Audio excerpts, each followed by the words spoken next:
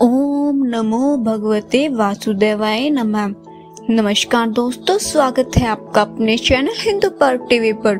दोस्तों, आज मैं आपको श्री सत्यनारायण भगवान व्रत कथा को सुनाने जा रही हूँ, जिसको सुनने से व्यक्ति को 1000 यज्ञ करने के बराबर पुण्य फल की प्राप्ति होती है। वीडियो को शुरू करने से पहले वीडियो को लाइक करें एंड चैनल को सब्सक्राइब करें। श्री सत्यनारायण व्रत कथा का पहला अध्याय। एक समय की बात है, नैषण्य तीर्थ में शौनकादि 80,000 ऋषियों ने श्री सूत जी से पूछा, हे प्रभु, इस कलयुग में वेद विद्या रहित मनुष्यों को प्रभु भक्ति किस प्रकार मिल सकती है तथा उनका उद्धार कैसे होगा। हे मुनि श्रेष्ठ, कोई ऐसा तप बताइए जिससे थोड़े समय में पुण्य मिले और मनवांछित फल भी मिल जाए।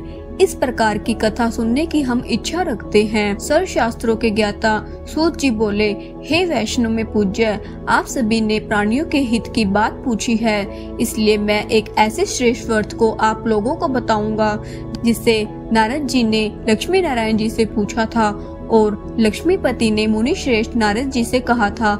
आप सब इसे ध्यान से सुनिए। एक समय की बात है, योगी राज नारद जी ने दूसरों के हित की इच्छा के लिए अनेक लोगों में घूमते हुए मृत्यु लोक में आ पहुँचे। यहाँ उन्होंने अनेक योनियों में जन्मे प्राय सभी मनुष्यों को अपने कर्मों द्वारा अनेक दुखों से पीड़ित देखा। उनका दुख देख नारद जी सोचने लगे कि कैसा यत्न किया जाए कि जिससे करने से निश्चित रूप से मानव के दुखों का अंत हो जाए। इसी विचार पर मनन करते हुए वह विष्णु लोक में आ गए। वहां वह देवों के ईश भगवान नारायण की स्तुति करने लगे, जिनके हाथ में शंख, चक्र, गदा और पद्म थे, गले में वरमाला पहने हुए थे। स्तुति करते हुए नारद जी बोले, हे भगवान, आप अत्यंत शक्ति से संपन्न हैं। मन तथा वाणी भी आपको नहीं पा सकती है। आपका आदि मध्य तथा अंत नहीं है। निर्गुण स्वरूप सृष्टि के कारण भक्तों के दुखों को दूर करने वाले आपको मेरा नमस्कार है। नारद जी की स्तुति सुन विष्णु भगवान बोले, हे मुनि श्रेष्ठ, आपके मन में क्या बात है? आप किस काम के लिए पधारे हैं, उसे निसंकोच कहो। इस पर नारद मुनि जी बोले, मृत्यु लोक में अनेक योनियों में जन्मे मनुष्य अपने कर्मों के द्वारा अनेक दुखों से दुखी हो रहे हैं। हे नाथ, आप मुझ पर दया रखते हैं तो बताइए कि वो मनुष्य थोड़े प्रयास से ही अपने दुखों से कैसे छुटकारा पा सकते हैं। श्री हरि बोले, हे नारद, मनुष्यों की भलाई के लिए तुमने बहुत ही अच्छी बात पूछी है, जिसके करने से मनुष्य मोह से छूट जाता है। वह बात मैं कहता हूँ, उसे सुनो।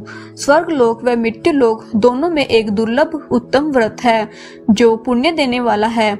आज प्रेमवश होकर मैं उसे तुमसे कहता हूँ। श्री नारायण भगवान का यह व्रत अच्छी तरह विधान पूर्वक करके मनुष्य तुरंत ही यहाँ सुख भोग कर मरने पर मोक्ष पाता है। श्री हरि के वचन सुनकर नारद जी बोले, उस व्रत का क्या फल है और उसका विधान क्या है? यह व्रत किसने किया था? इस व्रत को किस दिन करना चाहिए? सब कुछ विस्तार से बताए। नारद जी की बात सुनकर श्री हरि बोले, दुख व शोक को दूर करने वाला यह व्रत सभी स्थानों पर विजय दिलाने वाला है। मानव को भक्ति व श्रद्धा के साथ शाम को श्री सत्यनारायण की पूजा धर्मपरायण होकर ब्राह्मणों व बंधुओं के साथ करनी चाहिए। भक्ति भाव से नैवेद्य, केले का फल, घी, दूध और गेहूं का आटा स्वाया ले। गेहूं के स्थान पर साठी का आटा, शक्कर तथा गुड़ लेकर वह सभी भक्षण योग्य पदार्थों को मिलाकर भगवान का भोग लगाए। ब्राह्मणों सहित बंधु बांधवों को भी भोजन कराए। उसके बाद स्वयं भोजन करे। भजन कीर्तन के साथ भगवान की भक्ति में लीन हो जाए। इस तरह से सत्यनारायण भगवान का यह व्रत करने पर मनुष्य की सारी इच्छाएं निश्चय रूप से पूरी होती है। इसी कलिकाल अर्थात कलियुग में मृत्यु लोक में मोक्ष का यही एक सरल उपाय बताया गया है। इति श्री सत्यनारायण व्रत कथा का प्रथम अध्याय संपूर्ण। श्रीमन नारायण नारायण नारायण, भजमन नारायण नारायण नारायण। श्री सत्यनारायण भगवान की जय। सत्यनारायण कथा द्वितीय अध्याय। सूत जी बोले, हे ऋषियों, जिसने पहले समय में इस व्रत को किया था उसका इतिहास कहता हूँ, ध्यान से सुनो। सुंदर काशीपुरी नगरी में एक अत्यंत निर्धन ब्राह्मण रहता था। भूख प्यास से परेशान वह धरती पर घूमता रहता था। ब्राह्मणों से प्रेम करने वाले भगवान ने एक दिन ब्राह्मण का वेश धारण कर उसके पास जाकर पूछा, हे विप्र, नित्य दुखी होकर तुम पृथ्वी पर क्यों घूमते रहते हो? दीन ब्राह्मण बोला, मैं निर्धन ब्राह्मण हूँ, भिक्षा के लिए धरती पर घूमता हूँ। हे भगवान, यदि आप इसका कोई उपाय जानते हो तो बताइए। वृद्ध ब्राह्मण कहता है कि सत्यनारायण भगवान मनवांछित फल देने वाले हैं, इसलिए तुम उनका पूजन करो। इसका करने से मनुष्य सभी दुखों से मुक्त हो जाता है। वृद्ध ब्राह्मण बनकर आए सत्यनारायण भगवान उस निर्धन ब्राह्मण को व्रत का सारा विधान बताकर अंतर्ध्यान हो गए। ब्राह्मण मन ही मन सोचने लगा कि जिस व्रत को वृद्ध ब्राह्मण करने को कह गया, मैं उसे जरूर करूंगा। यह निश्चय करने के बाद उसे रात में नींद नहीं आई। वह सवेरे उठकर सत्यनारायण भगवान के व्रत का निश्चय कर भिक्षा के लिए चला गया। उस दिन निर्धन ब्राह्मण को भिक्षा में बहुत धन मिला। इससे उसने बंधु बांधवों के साथ मिलकर श्री सत्यनारायण भगवान का व्रत संपन्न किया। भगवान सत्यनारायण का व्रत संपन्न करने के बाद वह निर्धन ब्राह्मण सभी दुखों से छूट गया और अनेक प्रकार की संपत्तियों से युक्त हो गया। उसी समय यह ब्राह्मण हर माह इस व्रत को करने लगा। इस तरह से सत्यनारायण भगवान के व्रत को जो मनुष्य करेगा वह सभी प्रकार के पापों से छूटकर मोक्ष को प्राप्त होगा। जो मनुष्य इस व्रत को करेगा वह सभी दुखों से मुक्त हो जाएगा। सूत जी बोले, इस तरह से नारद जी से नारायण जी का कहा हुआ श्री सत्यनारायण व्रत को मैंने तुमसे कहा। हे विप्रो, मैं अब और क्या कहूँ? ऋषि बोले, हे मुनिवर, संसार में इस विप्र से सुनकर और किस किस से इस व्रत को किया है, हम सब इस बात को सुनना चाहते हैं, इसलिए हमारे मन में श्रद्धा का भाव है।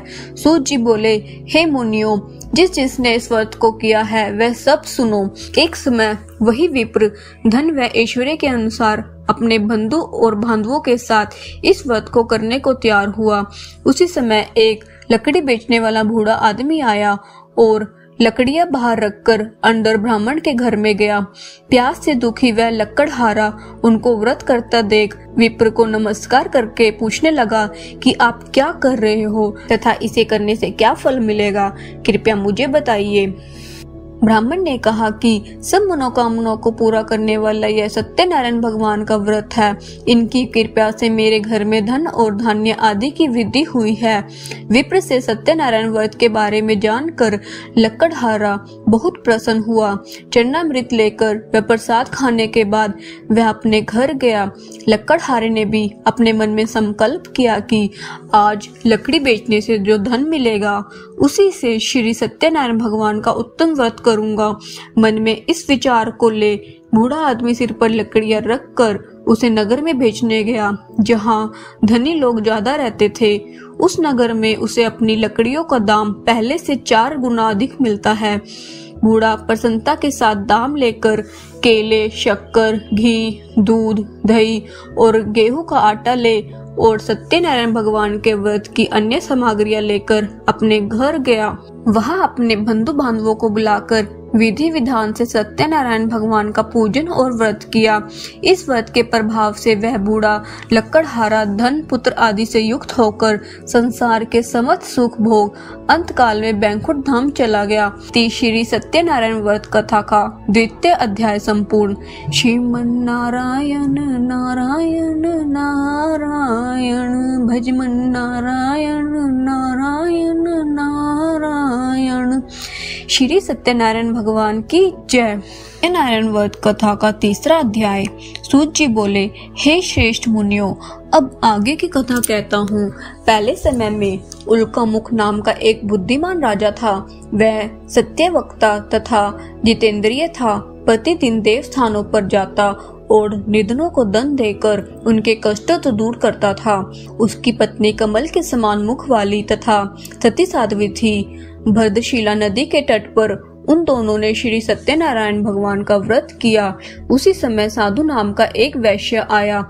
उसके पास व्यापार करने के लिए बहुत सा धन भी था। राजा को व्रत करते देख वह विनय के साथ पूछने लगा, हे राजन, भक्ति भाव से पूर्ण होकर आप यह क्या कर रहे हैं? मैं सुनने की इच्छा रखता हूँ, तो आप मुझे बताइए। राजा बोला, हे साधु, आपने बंधु बांधवों के साथ पुत्र आदि की प्राप्ति के लिए एक महाशक्तिमान श्री सत्यनारायण भगवान का व्रत व पूजन कर रहा हूँ। राजा के वचन सुन साधु आदर से बोला, हे राजन, मुझे इस व्रत का सारा विधान कहिए। आपके कथा अनुसार मैं भी इस व्रत को करूँगा। मेरी भी संतान नहीं है और इस व्रत को करने से निश्चित रूप से मुझे संतान की प्राप्ति होगी। राजा से व्रत का सारा विधान सुन व्यापार से निवृत्त होकर वह अपने घर गया। साधु वैश्य ने अपनी पत्नी को संतान देने वाली इस व्रत का वर्णन कह सुनाया और कहा कि जब मेरी संतान होगी तब मैं इस व्रत को करूंगा। साधु ने इस तरह के वचन अपनी पत्नी लीलावती से कहे। एक दिन लीलावती पति के साथ आनंदित हो संसारिक धर्म में प्रवृत्त होकर सत्यनारायण भगवान की कृपा से गर्भवती हो गई। 10वें महीने में उसके गर्भ से एक सुंदर कन्या ने जन्म लिया। दिनों दिन वह ऐसे बढ़ने लगी कि जैसे शुक्ल पक्ष का चंद्रमा बढ़ता है। माता पिता ने अपनी कन्या का नाम कलावती रखा। एक दिन लीलावती ने मीठे शब्दों में अपने पति को याद दिलाया कि आपने सत्यनारायण भगवान के जिस व्रत को करने का संकल्प किया था उसे करने का समय आ गया है। आप इस व्रत को करिए। साधु बोला कि हे प्रिया, इस व्रत को मैं उसके विवाह पर करूंगा। इस प्रकार अपनी पत्नी को आश्वासन देकर वह नगर को चला गया। कलावती पिता के घर में रह रही विधि को प्राप्त हो गई। साधु ने एक बार नगर में अपनी कन्या को सखियों के साथ देखा तो तुरंत ही दूत को बुलाया और कहा कि मेरी कन्या के योग्य वर देख कर आओ। साधु की बात सुनकर दूत कंचन नगर में पहुंचा और वहां देखभाल कर लड़की के सुयोग्य वाणिक पुत्र को ले आया। सुयोग्य लड़के को देख साधु ने बंधु बांधवों को बुलाकर अपनी पुत्री का विवाह कर दिया। लेकिन दुर्भाग्य की बात यह थी कि साधु ने अभी भी श्री सत्यनारायण भगवान का व्रत नहीं किया। इस पर श्री भगवान क्रोधित हो गए और श्राप दिया कि साधु को अत्यधिक दुख मिले। अपने कार्य में कुशल साधु बनिया जमाई को लेकर समुद्र के पास स्थित होकर रत्नासारपुर नगर में आया। वहां जाकर दामाद ससुर दोनों ने मिलकर चंद्रकेतु राजा के नगर में व्यापार करने लगे। एक दिन भगवान सत्यनारायण की माया से एक चोर राजा का धन चुराकर भाग रहा था। उसने राजा के सिपाहियों को अपना पीछा करते देख चुराया हुआ धन वहां रख दिया जहां साधु अपने जमाई के साथ ठहरा हुआ था। राजा के सिपाहियों ने साधु वैश्य के पास राजा का धन पड़ा देखा तो वह ससुर जमाई दोनों को बांधकर प्रसन्नता से राजा के पास ले गया और कहा कि उन दोनों चोरों को हम पकड़ लाए हैं, आप आगे की कार्रवाई की आज्ञा दे। राजा की आज्ञा से उन दोनों को कठिन कारावास में डाल दिया और उनका सारा धन भी उनसे छीन लिया गया। श्री सत्यनारायण भगवान से श्राप से साधु की पत्नी भी बहुत दुखी हुई। घर में जो धन रखा था उसे भी चोर चुरा ले गया। शारीरिक तथा मानसिक पीड़ा व भूख प्यासी से अति दुखी हो अन्न की चिंता में कलावती के ब्राह्मण के घर गई। वहां उसने श्री सत्यनारायण भगवान का व्रत होते देखा। फिर कथा भी सुनी। वह प्रसाद ग्रहण कर वह रात को घर में वापस आई।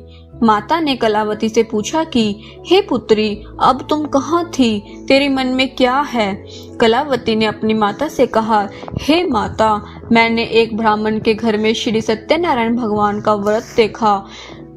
कन्या के वचन सुन लीलावती भी भगवान के पूजन की तैयारी करने लगी। लीलावती ने परिवार व बंधुओं सहित सत्यनारायण भगवान का पूजन किया और उनसे वर मांगा कि मेरे पति तथा जमाई शीघ्र घर आ जाए। साथ ही यह भी प्रार्थना की कि हम सबका अपराध को क्षमा करे। श्री नारायण भगवान इस व्रत से संतुष्ट हो गए और राजा चंद्रकेतु को सपने में दर्शन देकर कहा कि हे राजन, तुम उन दोनों वैश्यों को छोड़ दो। तुमने उनका जो धन लिया है उसे वापस कर दो। अगर ऐसा नहीं किया तो मैं तुम्हारा धन, राज्य व संतान सभी को नष्ट कर दूंगा। राजा को यह सब कहकर वह अंतर्ध्यान हो गए। प्रातःकाल सभा में राजा ने अपना सपना सुनाया। फिर बोले कि बड़े पुत्रों को कैद से मुक्त कर सभा में लाओ। दोनों ने आते ही राजा को प्रणाम किया। राजा मीठी वाणी में बोला, हे मान भावों, भाग्यवश ऐसा कठिन दुख तुम्हें प्राप्त हुआ है, लेकिन अब तुम्हें कोई भय नहीं है। ऐसा कह राजा ने दोनों को नए वस्त्राभूषण भी पहनाए और जितना धन उनका लिया था उससे 2 गुना धन वापस कर दिया। दोनों वैश्य अपने घर को चल दिए। इति श्री सत्यनारायण व्रत कथा का 3रा अध्याय संपूर्ण। श्रीमन नारायण नारायण नारायण भजमन नारायण नारायण नारायण। श्री सत्यनारायण भगवान की जय। श्री सत्यनारायण व्रत कथा का 4था अध्याय। सूत जी बोले, वैश्य ने मंगलाचार कर अपनी यात्रा आरंभ की और अपने नगर की ओर चल दिए। उनकी थोड़ी दूर जाने पर एक दंडी वेशधारी श्री सत्यनारायण ने उनसे पूछा, हे साधु, तेरी नाव में क्या है? अभिवाणी वणिक हंसता हुआ बोला, हे दंडी, आप क्यों पूछते हो? क्या धन लेने की इच्छा है? मेरी नाव में तो बेल व पत्ते भरे हुए हैं। वैश्य के कठोर वचन सुन भगवान बोले, तुम्हारा वचन सत्य हो। दंडी ऐसा वचन कह वहां से दूर चले गए। कुछ देर जाकर समुद्र के किनारे बैठ गए।